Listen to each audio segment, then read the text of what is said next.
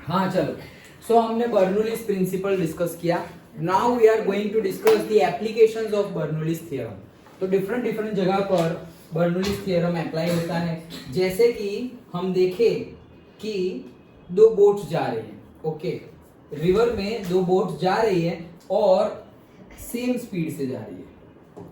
Same speed से जा रही है तो उनकी वेलोसिटी है से v velocity, okay, v velocity से दोनों बोट्स जा रही है. अगर दोनों की दोनों v वेलोसिटी से जा रही है, मतलब कि बोट v वेलोसिटी से जा रही है, मतलब जैसे कि हम बस में नहीं बैठे होते, तो बस में बैठे हुए होते हैं तो वो जो ड्राइवर है उसकी स्पीड कितनी होगी भाई, बस की जितनी होगी उतनी. फिर हम बैठे हुए हैं, हमारी कितनी होगी, उतनी ही होगी जितनी बस की है. हमारे बाजू वाले की भी उतनी ही होगी, किसी की ज्यादा और कम तो होगी नहीं. वैसे ही ये सारे के सारे पॉइंट पर वेलोसिटी क्या हो जाएगी, सेम. ओके, ये वेलोसिटी ऑफ द बोट जो होगी वो सभी पॉइंट पर सेम होगी. तो मतलब कि ये पॉइंट पर भी, ये सारे जो पॉइंट है वो पॉइंट पर भी वेलोसिटी कितनी है, v. और वैसे ही यहाँ पर भी वही सेम कंसेप्ट लगेगा. तो यहाँ पर भी वेलोसिटी क्या हो जाएगी, v. अब जो v वेलोसिटी आ रही है तो उसके अकॉर्डिंगली ये इस साइड मतलब से ये राइट हैंड साइड और ये लेफ्ट हैंड साइड, ये बोट का, ओके, तो ये लेफ्ट हैंड साइड और राइट हैंड साइड में तो v वेलोसिटी है, लेकिन ये बीच में वेलोसिटी डबल हो गई. क्यों, इसकी वजह से और इसकी वजह से. तो बीच में velocity, relative velocity with respect to water, okay, तो वो क्या हो जाएगी, डबल हो जाएगी. मतलब डबल हो गई मतलब क्या कि यहाँ वेलोसिटी क्या हो गई, बीच में इंक्रीज हो गई. यहाँ पे 2v हो गई, नीचे तो v है, ऊपर भी v है, बीच में कितनी हो गई, 2v, मतलब ज्यादा वेलोसिटी हो गई. तो यहाँ पे वेलोसिटी ज्यादा हो गई. तो वेलोसिटी ज्यादा होगी तो क्या होगा, तो देखो यहाँ पर कि हमारा तो टोटल एनर्जी जो था वो तो कांस्टेंट रहेगा. अगर हम ऐसा मान रहे हैं कि ग्राउंड लेवल से ये जो रिवर बेड है, ओके, रिवर के बेड से मतलब जो रिवर की टॉप सरफेस है वो एक ही सेम हाइट पे है, तो मतलब h तो दोनों साइड सेम ही होगा. ओके, तो इसके लिए अगर बर्नौली, ये दोनों के लिए अगर बर्नौलीज इक्वेशन लिखे तो ये रोजी एच तो कांस्टेंट ही हट ही जाएगा क्योंकि सेम हाइट पे होगा. तो फिर बाकी क्या रहा, बाकी बचा प्रेशर और से प्रेशर हेड और काइनेटिक हेड. अब हम ऐसा बोल रहे हैं कि हाफ रो, यहाँ पर भी हाफ रो, v1 और v2 ऐसा होगा दो पॉइंट के लिए, ये पॉइंट 1 और ये पॉइंट 2. तो दो पॉइंट के लिए एक होगा v1 और एक होगा v2. लेकिन हमें पता है, सपोज मान लो कि ये पॉइंट है मेरा, पर्टिकुलरली ये मिडल वाला जो पॉइंट है, ये सब क्लीन कर दूं, ये जो मिडल वाला पॉइंट है वो 2v वेलोसिटी से जा रहा है और ये वाला v वेलोसिटी से, ये वाला भी v वेलोसिटी से. तो अगर हम कंसीडर करें तो होगा क्या कि यहाँ पर वेलोसिटी ज्यादा हो गई. अगर वेलोसिटी ज्यादा हो गई तो देखो v का स्क्वायर है, मतलब वेलोसिटी ज्यादा होगी तो उसका स्क्वायर बढ़ जाएगा. तो अगर वेलोसिटी हेड बढ़ गया और ये पूरा तुम्हें कांस्टेंट रखना है तो ये कम हो जाएगा. ये टोटल टर्म कांस्टेंट है, मैंने अभी बताया था ना, 10 और 10, तो मतलब ये कांस्टेंट है कितना, 30. अब इसको तो हमने निकाल ही दिया है. ओके, तो हमारा, अब मैं क्या बोल रहा हूँ कि बीच में वेलोसिटी बढ़ गई, मतलब अगर ये क्या हो गई, 20 हो गई. ओके, अभी ये 20 हो गई और मुझे यहाँ पर, और से 20 तो नहीं हो, बहुत खराब, 15 हो गई मान लो. तो ये 15 हो गई, 10 से 15 हो गई, तो 15 और 10 टोटल 10 30 था. अभी ये बढ़ गया, वेलोसिटी बीच में बढ़ गई, तो 15 हो गई, 15 और 10 कितने हो गए, 25. तो ये कितना हो गया, 10 से 5 हो गया, मतलब प्रेशर क्या हो गया, डिक्रीज हो गया. अंडरस्टूड. तो यहाँ पर बीच में वेलोसिटी तो बढ़ गई लेकिन प्रेशर क्या हो गया, डिक्रीज हो गया. जैसे कि हम वहां पर डिस्कस करते थे कंटिन्यूटी में कि एरिया बढ़ गया लेकिन प्रेशर और से वेलोसिटी क्या हो गई, कम हो गई, या फिर एरिया कम हो गया और वेलोसिटी बढ़ गई. वैसे ही यहाँ पर वेलोसिटी बढ़ गई लेकिन प्रेशर डिक्रीज हो गया. अंडरस्टूड. और अगर प्रेशर डिक्रीज हो गया तो यहाँ पर प्रेशर ज्यादा है, यहाँ पर जो प्रेशर है वो ज्यादा है क्योंकि वहां पर वेलोसिटी कम है. ये मान लो v1 वेलोसिटी, ये v2 वेलोसिटी और ये v3 वेलोसिटी. तो v1 इज इक्वल्स टू तो v3 होगा, लेकिन विच इज से lower than that of the v2, ऐसा होगा. यहाँ पे ज्यादा है, तो अगर वेलोसिटी कम है तो प्रेशर ज्यादा होगा, मतलब ये क्या होगा, p1 is equals to p3 which is greater than that of the p2. क्योंकि बीच में तो प्रेशर कम हो गया है, वेलोसिटी बढ़ गई मतलब प्रेशर हो गया है कम. और अगर प्रेशर कम हो गया है तो यहाँ पर इधर और इधर प्रेशर ज्यादा है और बीच में प्रेशर कम है, तो दो साइड से प्रेशर ज्यादा और बीच में प्रेशर कम, तो ऐसे कंप्रेशन जैसा होगा। मतलब क्या, ये दोनों बोट जा रही होगी ना, तो अगर सेम स्पीड से भी जा रही है और उनके बीच में पर्टिकुलर डिस्टेंस है, तो वो धीरे धीरे धीरे धीरे एक दूसरे को अट्रैक्ट करेगी और टकरा जाएगी अगर तुमने ध्यान नहीं रखा तो टाइटेनिक हो जाएगा। ओके, हम सोचेंगे कि कुछ नहीं होगा और टकरा जाएंगे। हम कैसे टकरा गए भाई, हम तो स्पीड से जा रहे थे, तो उसके बीच में अट्रैक्शन फोर्स लगेगा, वहां पे बर्नौलीज प्रिंसिपल काम करता है। तो attraction between the two boats, तो वो जो नेवी में जो ऑफिसर होता है ना, जो बोटिंग करता है, जो कैप्टन होता है बोट का, ओके, उसको बर्नौलीज प्रिंसिपल पता होगा तभी वो कैप्टन बना, नहीं तो कैप्टन बनते नहीं है।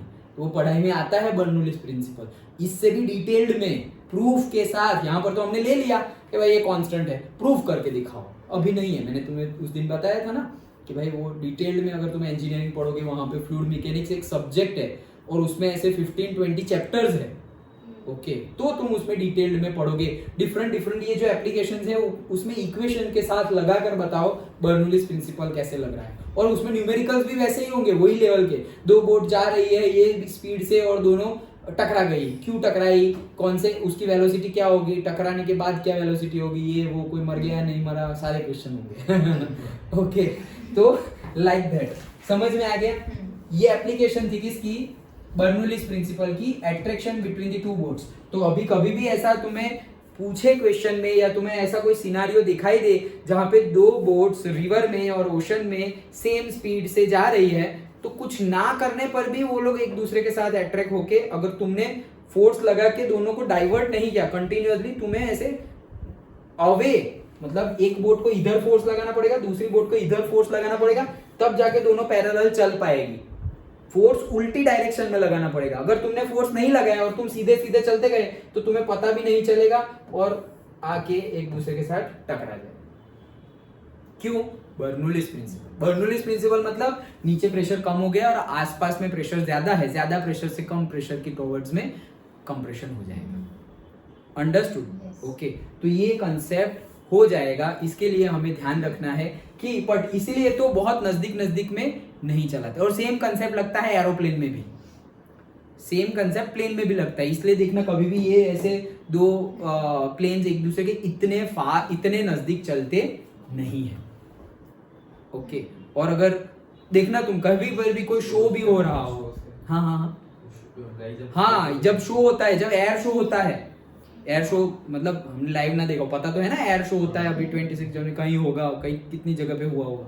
ओके, तो वहां पर हम देखते हैं कि वो पर्टिकुलरली पैटर्न बनाते हैं ऐसे, ओके, ऐसे पैटर्न बनाते हैं। तो पैटर्न बनाते हैं तब तो साइड में होंगे, उनको पता होना चाहिए कि मुझे एक्चुअली मोड़ना है तब जाके मैं सीधे जा पाऊंगा, हमें मोड़ना है तब जाके वो अट्रैक्शन फोर्स लगेगा, तब जाके हम सीधे जा पाएंगे। अगर तुम सीधे ही चलाते रहे तो टकरा जाएंगे। तो वो सब लॉजिक लगाना पड़ेगा। ओके, समझ में आया? तो ये था हमारा बर्नौलीज का एप्लीकेशन, बर्नौलीज प्रिंसिपल का application, attraction between the two boats. अच्छा, नेक्स्ट कंसेप्ट समझते हैं। मतलब कंसेप्ट तो वही है बर्नौलीज प्रिंसिपल, लेकिन प्लेन में भी होगा। देखा, इसलिए तो तुम्हें इतना नजदीक में प्लेन उड़ते हुए कभी दिखेंगे नहीं। मतलब जो फाइटर जेट्स तो दिखते हैं, ओके, लेकिन जो नॉर्मल हमारे पैसेंजर प्लेन होते हैं वो एक दूसरे के बहुत दूर होते हैं और नजदीक आते भी नहीं है। ओके, चलो, अभी एक्चुअली अगर सिंगल प्लेन हो वहां पर भी बर्नौलीज प्रिंसिपल काम करता है। मतलब प्लेन उड़ता ही है बर्नौलीज प्रिंसिपल के अकॉर्डिंगली। ऐसा तो कैसे, देखो, वर्किंग ऑफ एरोप्लेन। ओके, तो ये है हमारा विंग का शेप।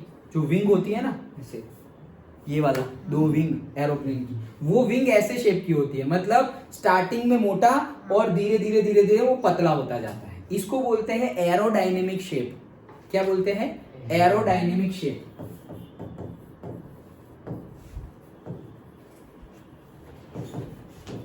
तो पर्टिकुलरली तुमने अगर देखा होगा कि जो एरोप्लेन है उसका हेड, वो नेक जो होता है ना, बीक जैसा, वो बर्ड के बीक जैसा रखते हैं। सपोज बुलेट ट्रेन है और कोई बहुत ज्यादा फास्ट ट्रेन है तो उसका हेड भी ऐसा रखते हैं। कोई पर्टिकुलरली कार है, हमारी बाइक्स है, बाइक्स का भी जो हेड टेल लगी होती है वो हेड, वो पर्टिकुलरली ऐसे एकदम ऐसे रखा हुआ होता है। वो क्यों? क्योंकि हम जब गाड़ी आगे बढ़ाए फोर्सफुली तो हमें रेजिस्टेंस सबसे कम मिले, इसलिए। तो बाइक में, कार में और से ट्रेन में वो कंसेप्ट है। यहाँ पर भी वो कंसेप्ट है कि हमें रेजिस्टेंस कम मिले, at the same time aerodynamic shape से ही हम एरोप्लेन लिफ्ट होता है। कैसे लिफ्ट होता है देखते हैं। देखो जैसे कि ये मेरा कोई एक पॉइंट है ए और एक पॉइंट है बी, यहाँ से एयर जा रही है, ए और बी पॉइंट पे एयर का प्रेशर सेम होगा। ओके नाउ तुम्हें देखो कि ये शेप ऐसा है तो एयर को पर्टिकुलरली ऐसे शेप से ऐसे ऊपर से जाना पड़ेगा और आके वो ये पॉइंट पे आ जाएगा ए डैश।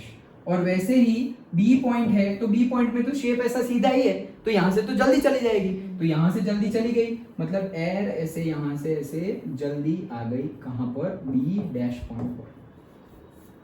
अंडरस्टूड? ओके तो कहने का मीनिंग है कि ऊपर से एयर जा रही है और नीचे से एयर जा रही है, दोनों जगह पे वेलोसिटी का डिफरेंस होगा। इसको ज्यादा टाइम कवर करना पड़ा। अगर मान लो कि सेम टाइम में यहाँ पे पहुंचना है, सेम टाइम में यहाँ पर पहुंचना है, और अगर सेम टाइम में पहुंचना है ए डैश और बी डैश, मतलब मान लो ये 1 पॉइंट है ये 2 पॉइंट है, 2 पॉइंट पर सेम टाइम पे यहाँ पर जब एंट्री की सेम टाइम पर यहाँ पहुंचना है तो किसकी स्पीड ज्यादा होगी, ए वाले की या बी वाले की? ए वाले की ज्यादा होगी। क्यों? ज्यादा करनी पड़ेगी, अगर ज्यादा नहीं की तो बी वाला पहुंच गया, ए वाला यहीं पहुंचेगा। तो अगर ए वाले की स्पीड ज्यादा है तभी वो T particular same time interval T में यहां तक पहुंच जाएगा। अगर उसकी वेलोसिटी ज्यादा है, किसकी? ए वाले की वेलोसिटी अगर ज्यादा है बी वाले से तो उसकी वेलोसिटी ज्यादा है, मतलब प्रेशर क्या होगा? कम।